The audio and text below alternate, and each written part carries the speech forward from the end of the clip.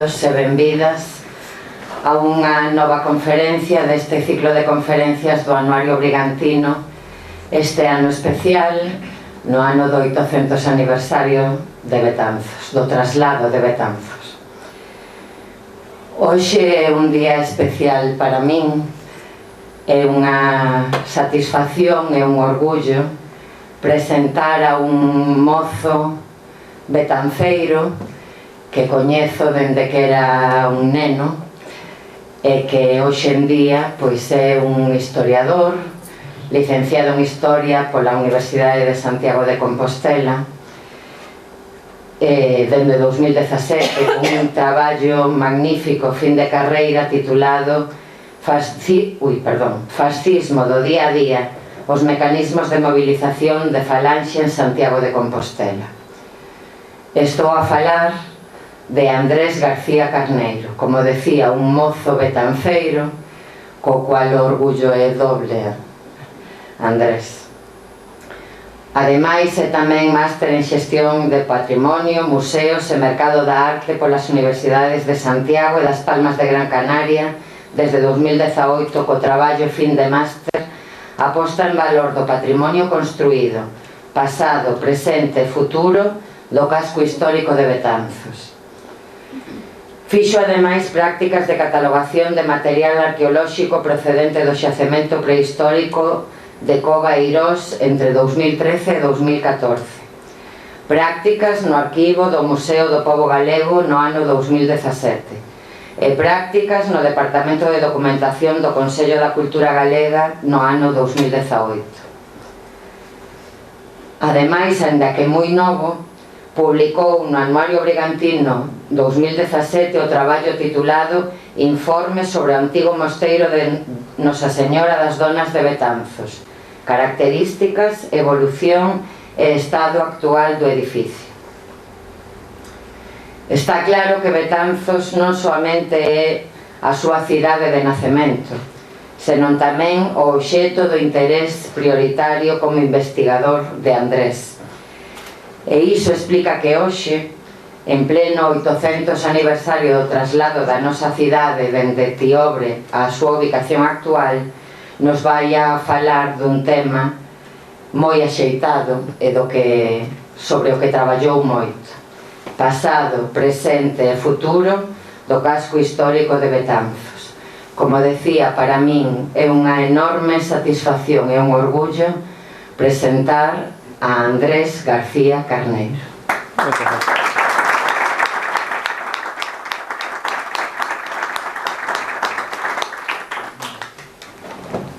Saímos de aquí, deixámoslo a él.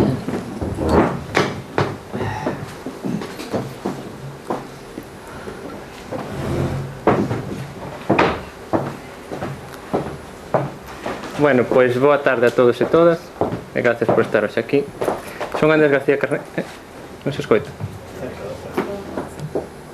Ahora? Más. Aí? Vale, moi ben. Bueno, pois como decía, boa tarde a todos e todas. Son Andrés García Carneiro e hoxe estou aquí para falarlles do pasado, do presente e do futuro do casco histórico de Betanzos. Antes de nada, quero agradecer a Alfredo Arias, que me teña convidado a este foro. Un foro polo que en anos anteriores e tamén este ano sei que teñen pasado profesionais, todos expertos na súa área e moitos dos cales foron profesores meus na universidade. Este agradecemento faise extensible a todos vostedes por estar hoxe aquí, por ter dedicado unha tarde a vir a escoitarme. Para a súa tranquilidade direi que intentarei facer a miña exposición o máis amena posible e tamén intentarei ser breve para todos aqueles que logo queran facer preguntas ou aquelas consideracións que consideren oportunas, pois podan facelo. E por último, quero dar as gracias ao Concello de Betanzos por apostar durante todos estes anos, fose cal fose a súa cor política pola cultura, porque Betanzos foi e deberá ser sempre unha cidade movida polo coñecemento, unha cidade que aproveite unha historia ainda por explorar, un patrimonio envidiable que xa moitas cidades que arrían para sí e a cercanía que ten con dúas das máis importantes universidades do noroeste de España coas que poder colaborar. Ben, unha vez feitas todas estas consideracións iniciais, estarei vos preguntando de que imos falar hoxe aquí. Pois imos falar disto. do noso casco histórico, desa parte da cidade que tanto nos trae de cabeza e que ten centrado tantos debates, tantas charlas, tantos coloquios. Un tema sobre que, ademais, eu estimo que todos nós, os que estamos hoxe aquí, teremos unha opinión formada ao respecto. Pero dentro do abanico de posibilidades e puntos de vista que se poden adoptar neste tema, que imos abordar en concreto? Ben, pois esta presentación intenta ser como reiterativa, unha presentación dun traballo que fixen entre 2017 e 2018, que, como a alcaldesa dixo, se titulaba A posta en valor do patrimonio construído, pasado, presente e futuro do casco histórico de Betanzos. E sobre que xirou este traballo? Pois este traballo xirou en torno a unha cuestión fundamental como é a conservación e a preservación dos conxuntos urbanos catalogados ben de interese cultural, partindo neste caso, obviamente, do caso de Betanzos. Pero que buscaba con isto? Cal era o objetivo último?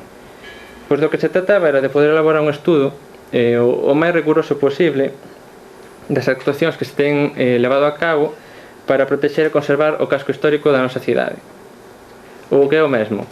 Facer unha avaliación das tendencias que se teñen seguido nas últimas décadas para analizar as fortalezas e as debilidades e xa dunha maneira máis ambiciosa as posibles alternativas para a mellora dos plans públicos de preservación do patrimonio. Para elo, dúas foron as fontes fundamentais. A primeira, como non, o plan especial. É algo fundamental. Esta é a normativa pola que se teñen que guiar todas as actuacións que se leven a cabo no casco histórico. Acudindo a ela, podese ver, por exemplo, en que estaban os edificios no momento que se redactou o plan, os obxectivos que se marcaban, e ademais, por exemplo, tamén se poden ver as figuras que teñen cada casa de protección. Cada vivenda ten unha figura de protección especificada e aí onde se poden ver. E logo a segunda fonte importante eran as licencias de obras que se concederon desde 1992, ano que se aprobou o plan, ata a actualidade. Por que son importantes? Pois porque isto facilita unha conexión co presente. É unha maneira obxectiva de ver que actuacións se levaron a cabo, sobre que elementos concretos e sobre cales dos elementos catalogados se levou a cabo algunha obra. Deste xeito, grazas á suma destes dous elementos e de outros comentarios complementarios que tamén son importantes, poden chegar a unhas conclusións mínimas que contestasen a algunha das preguntas de partida do análise, das cales a máis importante era saber por que está neste estado o casco histórico, tanto para ben como para mal. Ben, un pouco a modo esquemático, tedes aí un pouco o que vamos falar, imos falar como non de pasado. A través del intentaremos comprender o obxecto que se vai a protexer. Aquí terán cabida, por exemplo, a arquitectura, a revolución urbana, pero tamén cuestións relativas coa legislación, co patrimonio, coas declaracións BIC, pero que además tamén imos falar de presente, intentando ver o que se ten feito de 1992 en Betanzos para salvagardar o conxunto histórico. Con esta información intentaron facer un retrato da situación actual deste elemento capital para a nosa cidade.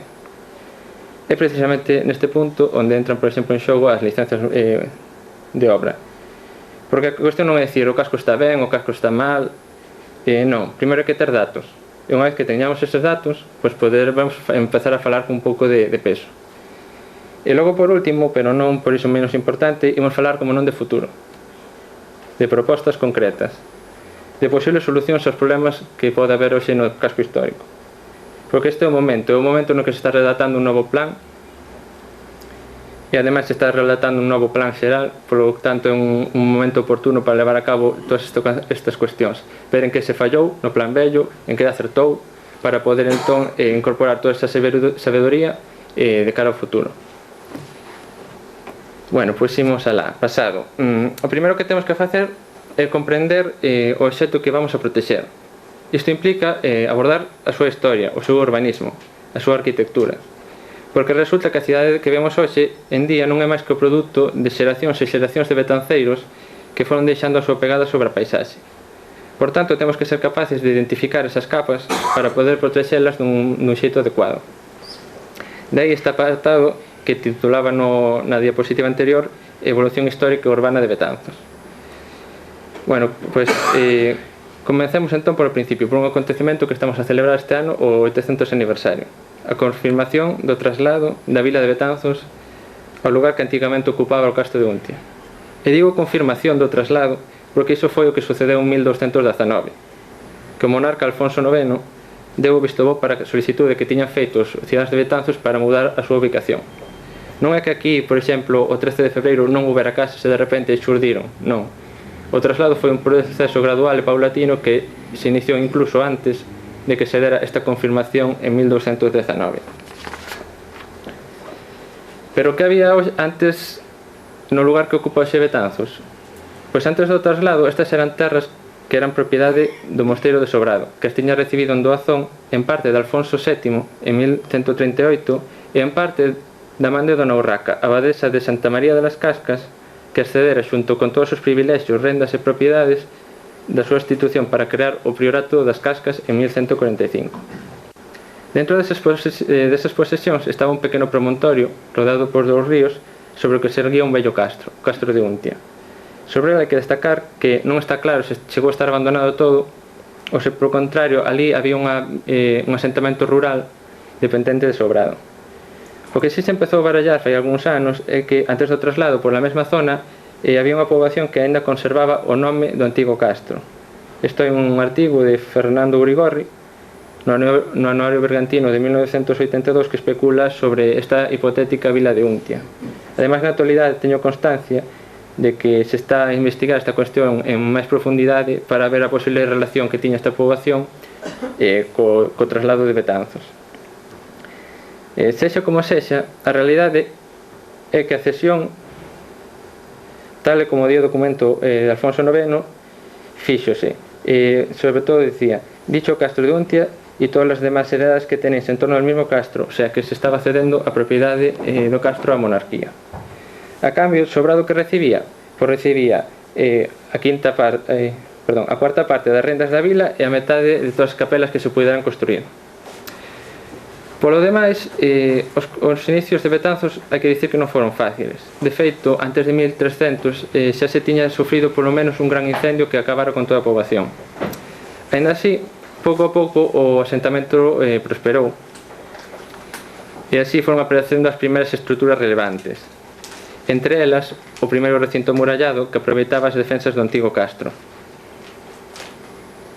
Esta sería un pouco a reconstrucción aproximada. Non sei se vedes o cursor. Esta sería a primeira cerca que iría pola Rúa Travesa, a Rúa Nova e a Rúa da Pescadería. De feito, estas casas seguramente serían as primeiras que se foron adosando pola parte exterior da muralla, como logo sucederá coas casas da segunda muralla, que tamén se foron anexando. Pero vos preguntaredes, como eran as casas destes primeiros betanceiros? Pois as casas destes primeiros betanceiros eran solares de pequeno tamaño, eran casas de madeira, que polo xeral tiñan unha horta traseira para cultivo de autoconsumo. O sea, basicamente era o esquema que nos chegara ata hoxe, casas pequenas, estreitas e con unha horta detrás.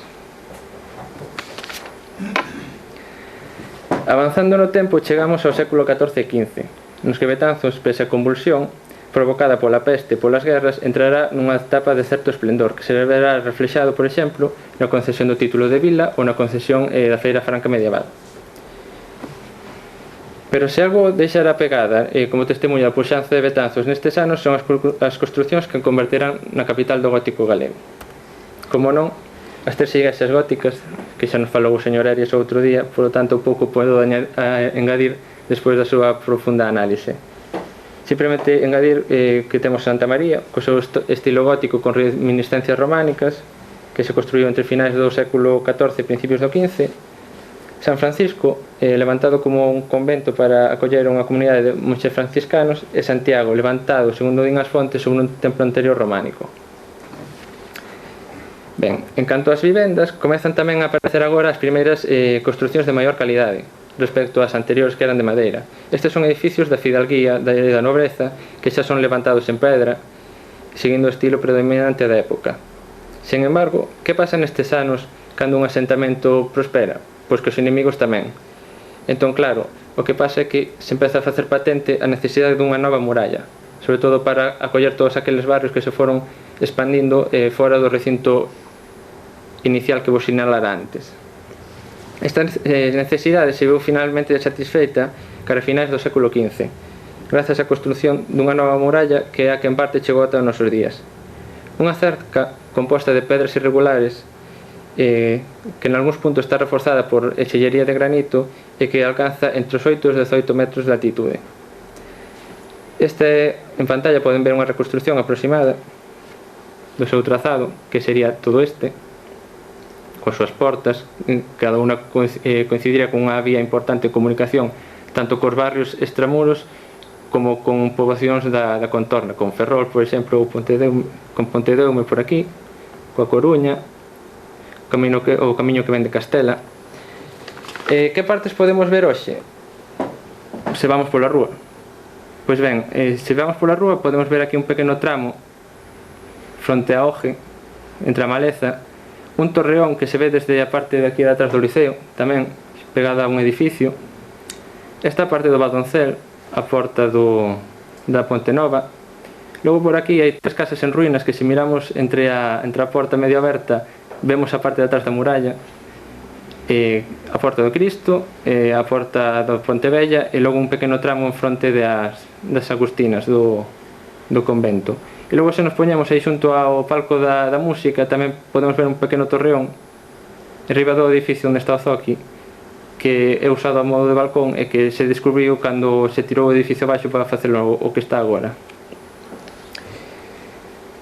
Rematada a época medieval, Betanzos vivirá dúas realidades opostas no século XVI. Por unha parte, sufrirá os efectos da peste, das enfermidades e do colapso da Ponte Vella tras unha importante riada, pero por outra parte Betanzos medra.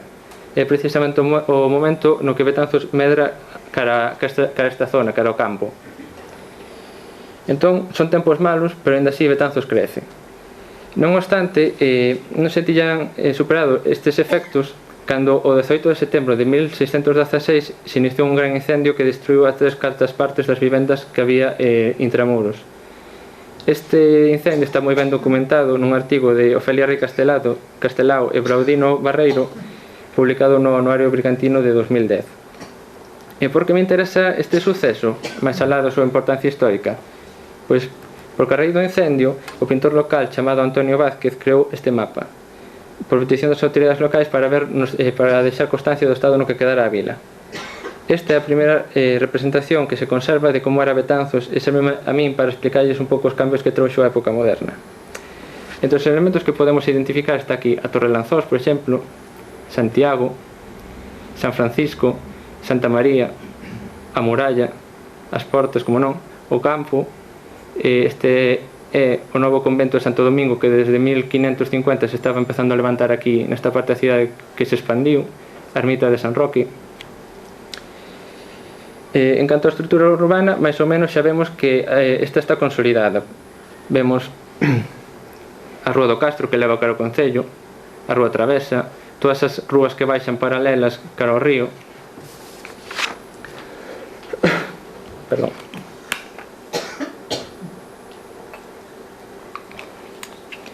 E todo o Cardeu aparece pintado en negro, non se distingue moi ben, pero sería toda esta parte de aquí. Toda esta parte de aquí. Se o comparamos con un mapa actual, o Cardería sería isto, a parte negra. Sería toda a Rúa do Castro, a Rúa Travesa e todas as rúas que baixan cara a cerca, incluso Santa María. En canto ás vivendas, o mapa non nos dá moita información, entón temos que recurrir a outras fontes. Neste sentido, hai unha descripción que di que neste tempo as casas que había en Betanzos eran casas escalonadas. Esta está en Santiago. Este tipo de estruturas se caracterizaban por ser de madeira e porque ademais, según ian ascendendo en altura, a fachada ia sobresaindo máis. Entón, claro, se temos en conta fachadas que cada vez se acercan máis ao medio da rúa, unhas en fronte das outras, pois isto é un medio propicio para os grandes incendios. De feito, hai un escrito de 1607 que fala que ao aproximarse a Betanzos o espectador tiña a sensación de que Betanzos era como unha piña escarpada. Ben, pero todas estas vivendas foron as que arderon en 1616. E cales as sustituíron? As vivendas de corredor. Xurdidas como residencias de agricultores e mariñeiros, por xeral eran casas de 2 niveis, o baixo para guardar os apeiros e o o nivel superior para a vivenda. Logo, o balcón que tiñan adosado cumpría as funcións, tal como se ten dito, de hórreo. Por lo que tanto estaremos ante unha arquitectura que está moi ben sellada á consolidación do cultivo de millo en Galicia. Polo demais, isto eran vivendas humildes que en etapas de crecemento demográfico e ante falta de espazo o que facían era medrar en altura. O que facían era dar unha planta máis e prolongar o balcón. Isto fai que agora teñamos casas de balcóns con un nivel, con 2 ou hasta 3. De feito, hai unha de 3 en frente de San Francisco, que é a única que hai, e a verdade é que está moi ben conservada. E con isto chegamos á época contemporánea, unha época chea de cambios profundos en todos os niveis. E como afronta Betanzos esta nova época? Betanzos por aquel entón era unha vila de 5.000 habitantes, hoxe somos 12.000, 13.000, que tiña deixado atrás a súa etapa de esplendor medieval e a decadencia abríase paso. Ademais, perdera definitivamente o pulso coa Coruña polo favor da coroa, e xa en 1833 perdeu a capitalidade de provincia. Aínda así, pese a todos os reveses, a cidade conseguiu manterse como foco catalizador da riqueza do entorno.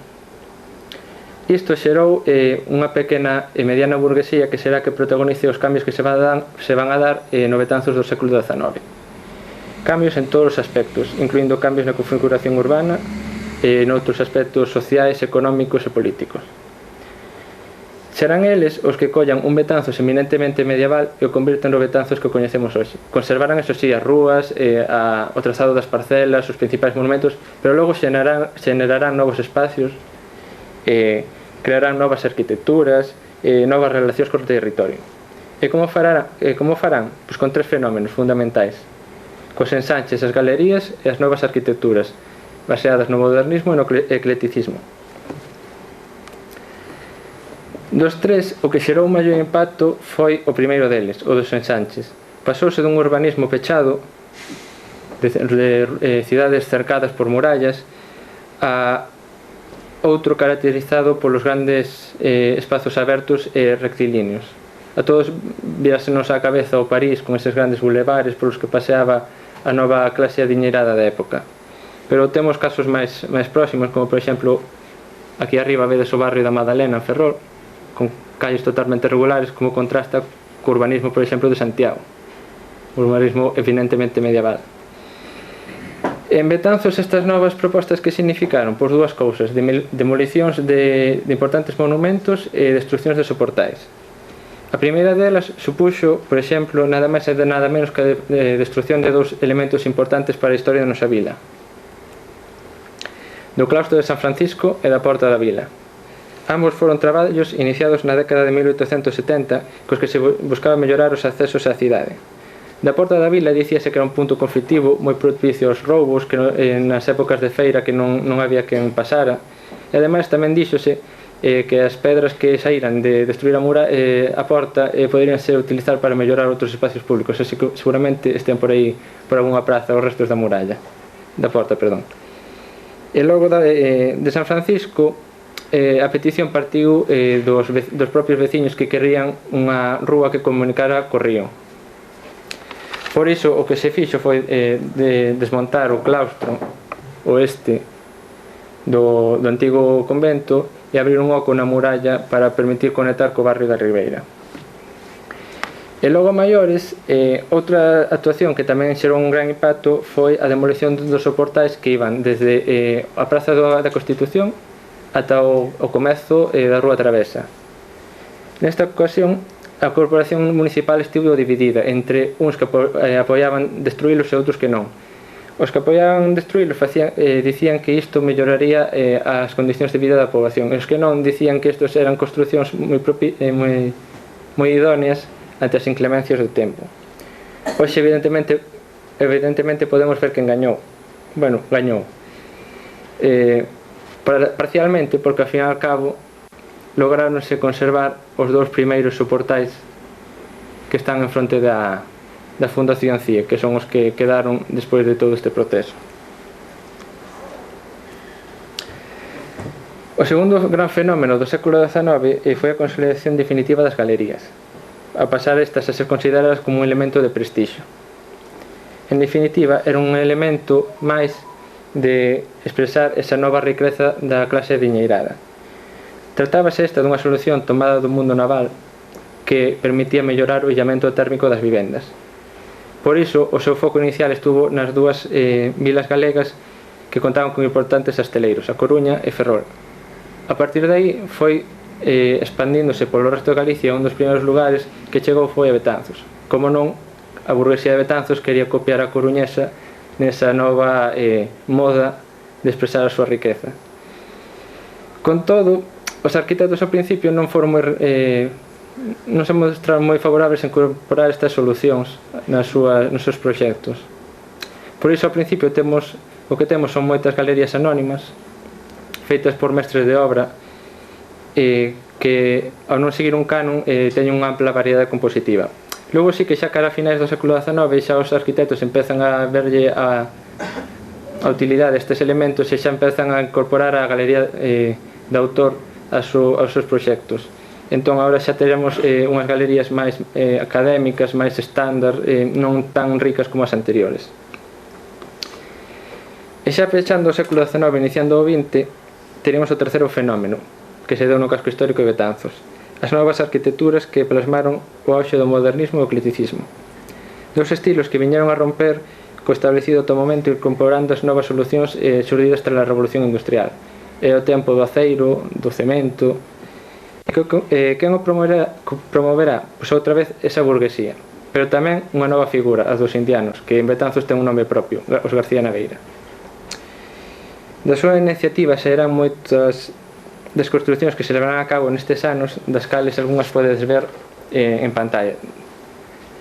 Todas estas construcións son ademais do mesmo arquitecto, de Rafael González Villar, todas salvo esta, que é de Juan Ciorral, que é a vivenda dos García Naveira.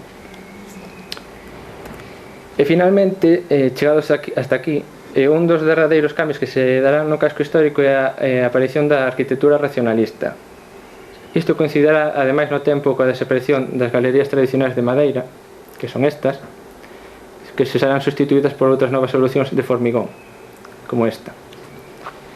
Logo xa virá a nova arquitectura de época franquista, que xa son vivendas que non teñen nada que ver co estilo arquitectónico do casco, que son as casas dos anos 40, 50, 60, que ademais xa sobrepasan as dimensións estándares que ten o casco. Son uns edificios que se levantan 4, 5, 6 plantas no casco histórico. Ben, unha vez visto todo isto, continuaremos no pasado.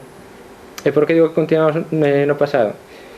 Porque agora veremos como se protexeu todo este patrimonio. Isto é algo que xa ven de lonxe, concretamente de 1919, cando se protexeu o convento de San Francisco, neste caso como monumento artístico arquitectónico. Chamoume a atención neste caso que a declaración partiu dos veciños que querían que fora monumento nacional. Sin embargo, non se declarou monumento nacional, declarouse simplemente como monumento artístico arquitectónico, xa que non se consideraba a igrexa como merecedora desa catalogación. O que sí que se aproba no texto son outras cousas, como a súa inclusión nun catálogo que se estaba a realizar, que o edificio non podía ser demolido sen autorización do ministerio, etc. A pena era que esta protección xa chegaba tarde para evitar a destrucción da maior parte do edificio original, ese que tamén reconstruiu Marta Colón Alonso no seu estudio As transformacións de San Francisco de Betanzos. A continuación, seguindo un pouco a cronoloxía que tedes en pantalla, a seguinte declaración foi a de Santa María do Azogue, esta vez xa así como monumento nacional e xa con unha nova lei en vigor, que era a do 33 da República. Neste caso non me deterei moito, porque realmente non ten moito que comentar. Entón chegaríamos xa ao 1970, cando sí xa se declara o casco histórico como conxunto histórico-artístico.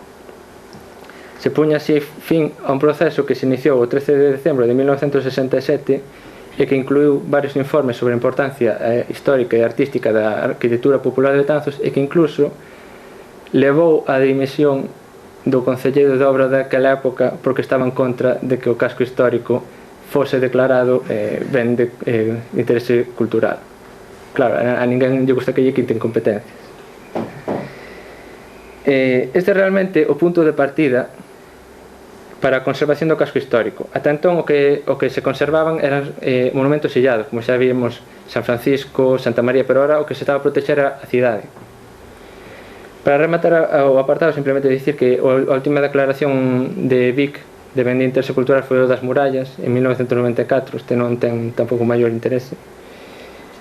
Simplemente dicir que databa un decreto que era anterior, entón nada, foi un procedimento estándar. Pero pasemos agora ao que realmente me interesa deste apartado, que é o plan especial. Comezarei antes de nada dicindo que é cal é a súa importancia. Un plan especial non é máis que unha ferramenta que por lei deben elaborar os concellos para dispoñer así dun marco normativo que sirva de sustento para todas as actuacións que se leven a cabo nun conxunto histórico. O dito do xeito máis sinxelo. É o texto no que se establecen os elementos que están protegidos e os tipos de traballo que se poden levar a cabo sobre eles. Non sei se haberá aquí alguén que teña algunha vivenda no casco antigo. Imagino que sí.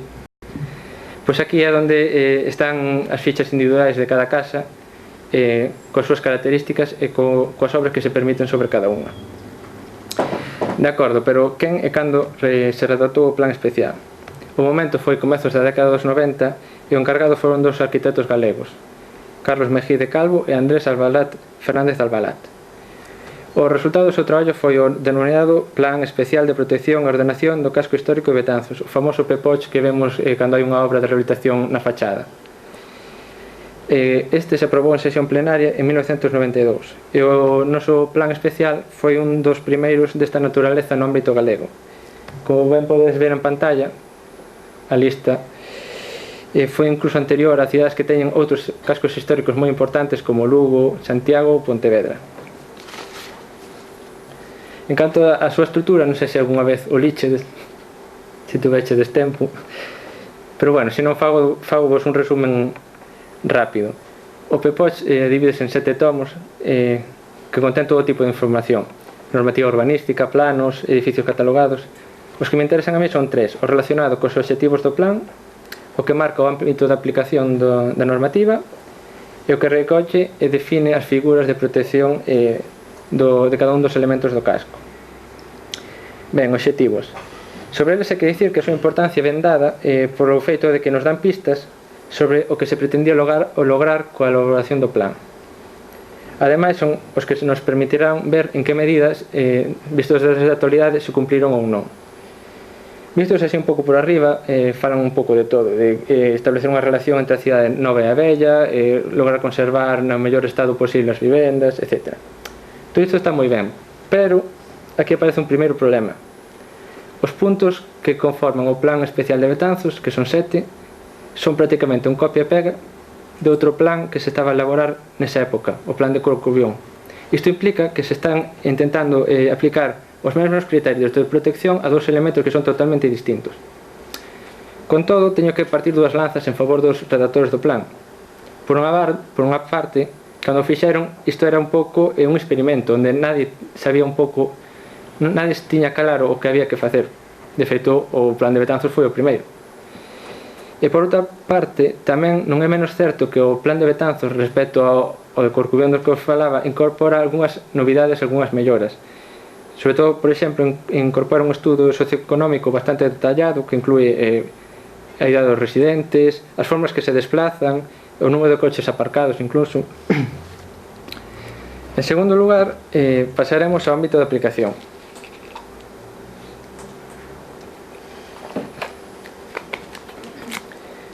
Aí teñen en pantalla o perímetro que estableceron os redactores do plan, dos perímetros, como poden ver, o verde e o vermello.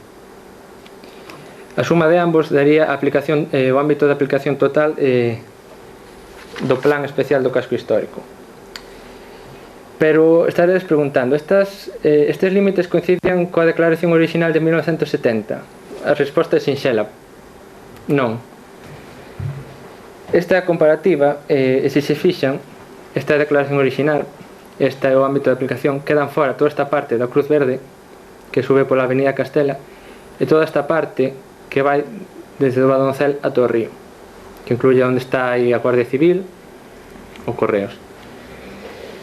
De onde poden sacar entón os límites do plan especial? Pois eu penso que daqui, das normas subsidiarias de 1987, que que casualmente foron elaboradas polos mesmos que redactaron o plan especial. E que pasaba coas zonas que quedaban fora, que sí que estaban no conxunto histórico-artístico, pero quedaban fora do plan? Pois o boletín da provincia, no que se dá conta da aprobación do plan, dicía que se deixaba a un estudio posterior que elementos catalogar e cales non deses espazos que quedaran fora. E por último, para completar, falaremos un pouco dos niveis de protección, que son os que marcan o grado de importancia de cada vivenda e de cada elemento do casco histórico. Porque, ao fin e ao cabo, a declaración do conxunto histórico é algo xenérico, non individualiza. É no plan especial onde se ten que ver monumento a monumento, casa a casa, que hai que protexer, como hai que protexelo. Iso é un traballo moi laborioso. Na diapositiva teñen aquí o cadro. Este cadro é o mesmo, ampliado, para que o podan ver, o cadro que hai en toda a ficha de todo inmoble do casco histórico. Aquí podemos ver que se marcan varios grados, que son interese de carácter histórico, interese de carácter arquitectónico e interese de carácter urbano. A suma de todos estes elementos son o que dan o nivel de protección final que ten o edificio. Ata aquí todo claro, non? É importante que os quedes con isto porque logo é o que determina que tipo de obra se pode levar a cabo sobre cada edificio. Vale, pois o resultado final son 4 niveis de protección. O nivel 4 son edificios de notable valor arquitectónico que, pola súa relación co entorno, deben ser conservados. Son 67 inmobles que permiten todo tipo de obras. Iso sí, a obra ten que estar permitida na ficha correspondente. Se non pon que se pode facer esa obra, non se pode facer. Exemplos, o que máis vos sonará será a Casa do Pobo, pero bueno, logo hai outros exemplos como esta casa que está tamén na Rúa da Travesa. Logo, o nivel 3 de protección estrutural, que este xa obriga a conservar as fachadas e os elementos que estén identificados nas fichas correspondentes. Este, como podes ver, é o nivel máis utilizado, son 287 vivendas, e as obras que se poden levar a cabo xa son máis restrictivas, non se pode, por exemplo, facer obra nova. Exemplos, pois aquí tedes algúns exemplos: o edificio da farmacia Couceiro, o edificio xunto a Ponte Vella. Logo, no penúltimo nivel estaría o nivel 2 de protección integral, con 54 inmobles. Estes, ademais do valor individual, tamén son importantes porque teñen valor como conxunto. Se vos dades conta, moitos están aquí, que son a Fonte Dunta, que son todas as casas de corredor, os edificios da Praza do Campo, e teñen o seu valor como conxunto. Que obras se permiten aquí? Pois aquí xa son máis restrictivas. Só se permite a consolidación, a conservación, a restauración e a rehabilitación. E todo sempre cando non afecte a elementos que están catalogados, que son importantes dentro do carácter do edificio. Por exemplo, se é unha galería de madeira, a que mantela de madeira, non se pode cambiar por outra. E o mesmo cos balcóns.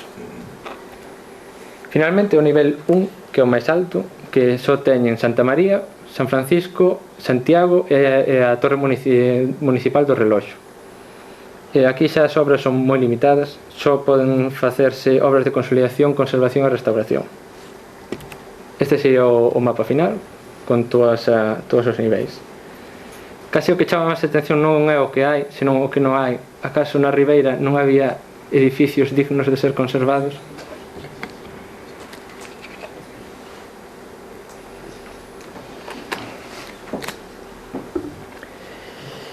E logo de todo isto chegamos ao presente.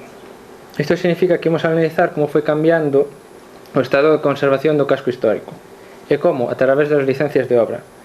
Aproveito ademais para agradecer á Oficina de Urbanismo que me tivera facilitado os datos para facer as estadísticas.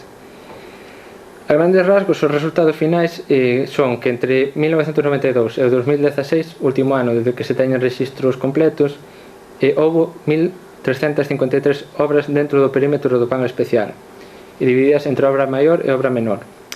Por desgracia, non me foi moi sinxelo detectar cales delas afectaban elementos catalogados ou non, porque moitas delas só constaba a dirección, algunhas direccións eran as antigas das casas, entón claro, tiña que ir unha a unha mirando cal era a dirección da casa, se esa casa estaba catalogada ou non, e logo que se fixo. Estes serían un pouco os resultados en bruto: o desglose de total de obras, as intervencións sobre galerías, sobre corredores e as rehabilitacións. Pero bueno, máis que estos datos, creo que son máis ilustrativos estes dous mapas. Este é o estado das vivendas do casco histórico tal como consta na ficha que se elaborou para a redacción do plan especial. E este é o estado das vivendas según un análise visual que fun facendo eu ao longo de febreiro deste ano. Entón é un análise visual tomado con cautela porque só puiden ver o seu estado así por fora, non entrei tampouco en moito detalle. Que me interesa destacar aquí? Pois tanto o bo como o malo. No lado positivo, evidentemente, hai máis verde. Iso quere dicir que hai moitas casas que están en mellor estado, sobre todo nas rúas principais. En cambio, noutros lugares vese un empeoramento notable, sobre todo na Cañota, no entorno do Pazo de Lanzós, en algunhas rúas da Ribeira e nas casas que están xunto a Ponte Vella. Este é un pouco un exemplo do que vos falo. Zonas icónicas en bo estado e outras que non gozan de tan boa saúde. Estes dos casos son para premio. Non sei se estará aquí o dono de alguna destas casas, pero habría que darles un premio. Elixinos ademais a propósito para todos aqueles que me teñen dito que onde está aluminio que se quite a madeira. Nesta galería aquí, aí non se ve, pero se pasades algún día, fixadevos que pon 1887. Esa galería ten 132 anos e sigue. Espero que siga por moito máis. Bueno, outros casos tamén de boa conservación. Oxalá todos digan así, a verdade. Aquí casos de rehabilitación recentes tamén. Ben, pois xa empezamos co malo. Inmobles que respecto ao seu estado en 1992 foron a peor. Algúns casos son de vivendas abandonadas desde fai tempo, outras son vivendas que se abandonaron fai pouco, outras son vivendas que os seus propietarios non puderon afrontar a súa mellora por distintos motivos. Aquí se repite un pouco o que pasa sempre, herdanzas que se fan infinitas, ao final non se sabe quen é a casa, irmáns que non se levan ben, un pide 1000 e outro pide 2000 e ao final un por outro a casa non se vende e a casa cae. E logo tamén é moi habitual que moitas casas sexan dun só propietario que non lle interesa nin vendelas nin rehabilitalas. Ambas situacións se ven agravadas, ademais, porque se temos en conta unha cousa, que Betanzos, as casas que ten no casco histórico combinan dous elementos que as fan moi vulnerables, a súa altura e os seus materiais. Que quero dicir con isto? Pois que na nosa cidade temos un tipo de vivenda que sofre moito a falta de mantemento. Por exemplo, en Santiago, non sei se vos fixaches algunha vez, todas as casas son de granito, esas ainda que quedan abandonadas non caen. Sin embargo, en Betanzos o que temos son casas de materiais humildes, donde normalmente o primeiro nivel é de cachotería, pero logo a partir de aí xa son paredes de ladrillo, de adobe, de madeira incluso, recuberta de algún tipo de argamasa. Isto fai que, claro, coa acción da auga e do paso do tempo, se non se cuidan, caen. Se iso se suma a altura que teñen, pois a estrutura non é moi resistente. Pero que ademais dos elementos da estrutura, os elementos que os fan importantes, as galerías e os balcóns tamén son de madeira, e se non se cuidan adecuadamente, estes acaban por desaparecer. De feito, vos sorprendería a cantidade de galerías e balcóns que teñen desaparecido, xa non desde a declaración de conxunto histórico-artístico, senón desde a redacción do plan, entre os que quitaron as galerías para poñer outras de imitación e as que quedaron tapadas polos séculos de séculos con unha lona, pois o número é incontable. Pero se estes edificios vos parece que están mal, mellor non falar dos seguintes, unha especie de inmemoria de edificios desaparecidos. Cal sería o caso máis famoso que vos ven á cabeza? O primeiro? Se mo esperaba, non sabía que facer se non respondía desa casa. Neste caso non vou falar moito, simplemente dicir que por moitas voltas que lle den non entendo que un edificio que estaba catalogado individualmente, finalmente a sentenza pois que dixera que non pasaba nada, que o edificio estaba ben así. Non entendo o caso, mira que lle din voltas. Pero bueno, aparte deste tamén hai outros casos. Tedes aquí varios exemplos. Uns foron derrubados coa correspondente licencia e outros acabaron caendo sós. Certo é que se facemos caso ao plan, estes terían que ser levantados tal cual estaban polos propietarios, pero dudo que isto se leve leve a cabo porque moitos solares seguen vacíos durante décadas e así seguirán, creo eu. Mais aló, quero aproveitar esta ocasión para facer unha reflexión aquí entre todos sobre a importancia de evitar chegar a este punto de degradación do patrimonio. Me farei co caso omnipresente da Casa Gótica e cunha afirmación. Por moito que se reconstrua o inmoble, o seu valor patrimonial e o seu valor histórico desapareceu para sempre. Iso é triste, pero é así. Poderase reconstruir a fachada, poderase reconstruir máis ou menos tal cual estaba, pero xa non é original. Ese valor perdeuse para sempre. Extrapolando, este é un exemplo moi simple. Outro día, na miña casa rompeu un xarrón moi antigo, que era da miña bisaboa. E, claro, eu dixei a miña nai, bueno, podemos pegalo, máis ou menos, tal, pero aquí ven o importante, díxeme, pero xa non é o mesmo, porque xa non é original, e sempre se notará que está roto. Con isto o que quero dicir é que é a importancia de actuar de maneira preventiva sobre o patrimonio para evitar chegar a este punto de desaparición dos elementos orixinais. Non apostar pola vía fácil de que isto logo se reconstrúa, non, hai que evitar que se chegue a ese punto. E finalmente chegamos ao futuro. Alguna esperanza? Despois de todo o que falei, non sei eu. Cales foron as conclusións que poden sacar do traballo realizado? A máis básica e máis elemental é a necesidade de elaborar un novo plan. Iso é moi urxente, porque, de feito, desde o 16 de agosto do ano pasado perderonse as competencias de otorgar licencias no perímetro do plan especial por non haber adaptado a norma autonómica de 2016. Ademais, tamén é certo que temos un plan moi antigo e habería que adecualo aos novos estándares de protección do patrimonio, que non son os mesmos que fai 30 anos. Por outra banda, tamén hai que buscar unha maior implicación da xente de Betanzos, explicar a importancia de conservar o patrimonio e as vantaxes que iso representa, porque o casco é de todos. É de todos nós e todos nós temos a obriga de conservalo e deixarlo ás próximas xeracións, se non no estado no que recibimos, é mellor, se pode ser. Por iso non pode haber lugar a situacións como esta. Isto de Betanzos non vou dicir onde. Borrei as referencias. A única pista é que é un lugar importante. Bueno, rapidamente presento vos o caso. Esta é unha casa de nivel 3 de protección. Hai que conservala. Ten ademais unha galería por unha parte e un balcón pola outra. Na súa ficha de catalogación pon que só se pode reestructurar por dentro. O sea, hai que conservala. Pese a todo, anúnciase como parcela edificable. Isto non pode ser visto como normal. Temos que lograr que a poboación entenda que isto non é normal.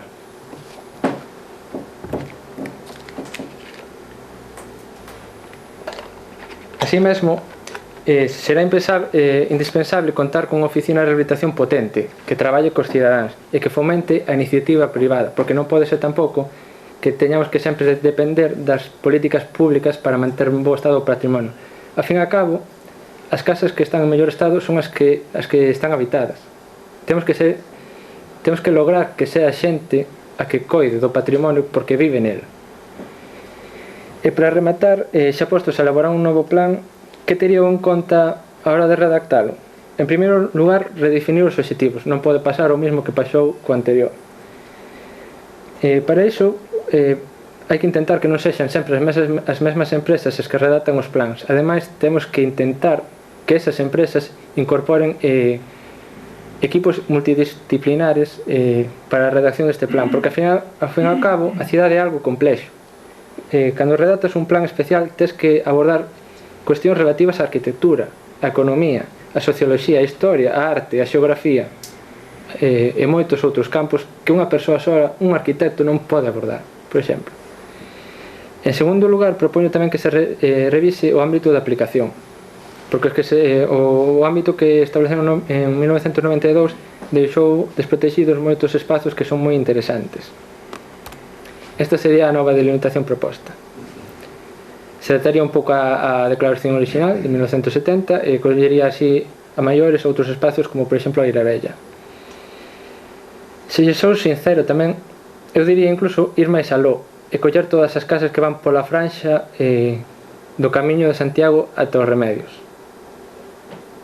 Sobre isto, de feito, preparando a charla, acordeime de que, falando con unha persoa outro día, dicíame que isto podía prexudicar a xente que estuvera nesas vivendas dos remedios, por exemplo.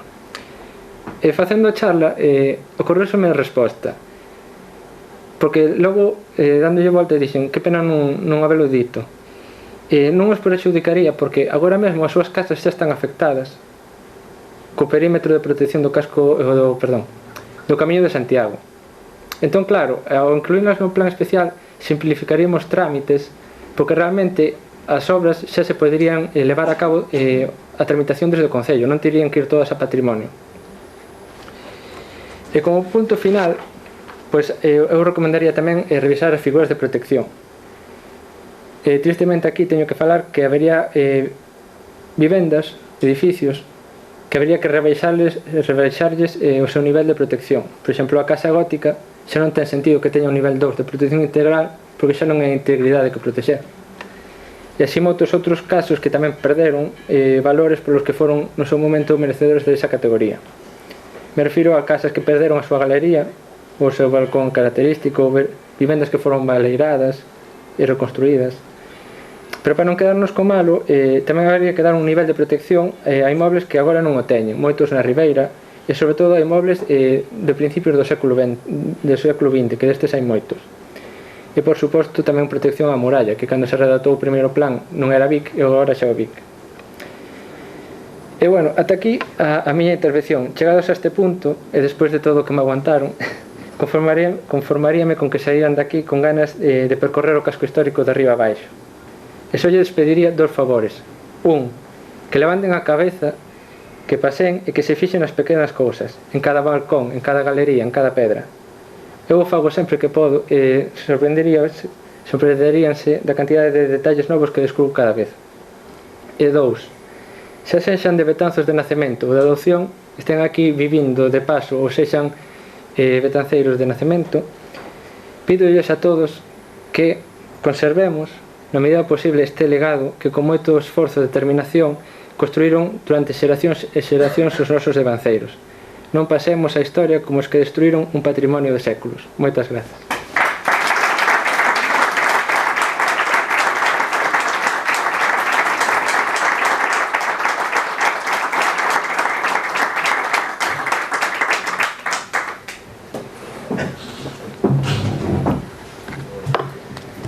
Bueno, sí. Pois os meus parabéns, amigo Andrés. Eu coñezo a Andrés hai non demasiado tempo e coñezo a outros mozos como Andrés moi listos que hai na cidade e é unha grata sorpresa porque ás veces parecenos que hai pouca xente espabilada por aí e hai máis da que parece. Andrés é un deles e desde logo acaba de facer dar unha conferencia que a mí me parece espectacular. Eu non vin un plantexamento tan sintético, rápido e dando nas claves do problema sobre o casco histórico, non as teño vistas.